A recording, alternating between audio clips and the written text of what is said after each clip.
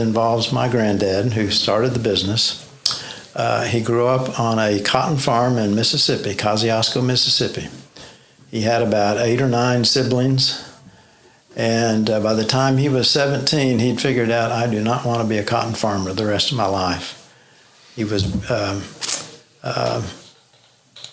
he just was very forward-thinking, and nothing seemed to scare him. So he decided at 17 he was going to leave the farm. He had an older brother that had left the farm and had relocated in Abilene, Texas. And so my grandfather caught the trains, series of trains, and made his way to Abilene, Texas.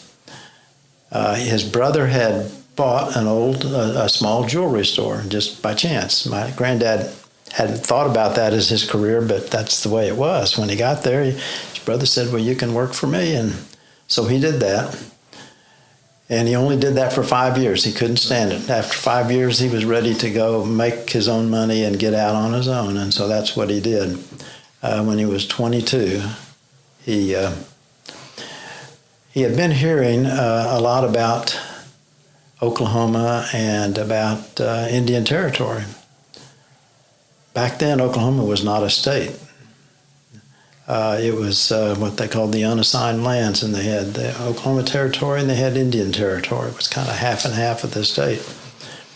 And he thought, he had talked to a lot of people that everything traveled by trains back in those days. So he'd been talking to a lot of people that had come down on the trains from up north when he was down at Abilene. And they talked about how this was kind of the promised land. You could get in on the ground floor if you'd come and start a business from scratch and eventually do really well. So that was his pipe dream, and so he started saving his money. He learned how to repair pocket watches from his brother, so that was his trade at that point.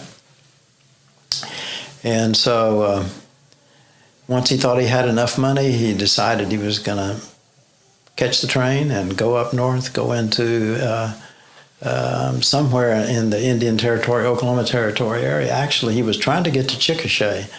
He had looked at a map and he saw the different names of different towns around. And one of them was Chickasha, and he just thought that was just a really nice name. He thought that would be a great place to settle. So he got on the train, loaded his tools and equipment, had his wallet with his $50 stakes, what he'd say, $50 at that point. $50 was quite a bit of money back then, because this was in 1892. And so he rode the train up, and then he was going to catch a spur over to Chickasha. And there's what they call the turntable. It's kind of the halfway point, actually, between Galveston and Chicago. Trains would go all the way from Galveston up to Purcell, Oklahoma, which is a little town south of here. And at Purcell, the round table was located, and so everybody had to get off the train at that point. They turned the engine around, and they'd send it back to Galveston. They turn the engine around, and the train's coming from Chicago, and they go back to Chicago. And so he had to get off the train there. But I think he needed to get off anyway to catch the spur over to Chickasha. When he got off, he couldn't find his wallet. He discovered that he'd lost his wallet somewhere along the way. So he literally was penniless when he started this business. So he started walking the streets of Purcell trying to figure out what he was going to do. He still had his tools and his equipment and so forth.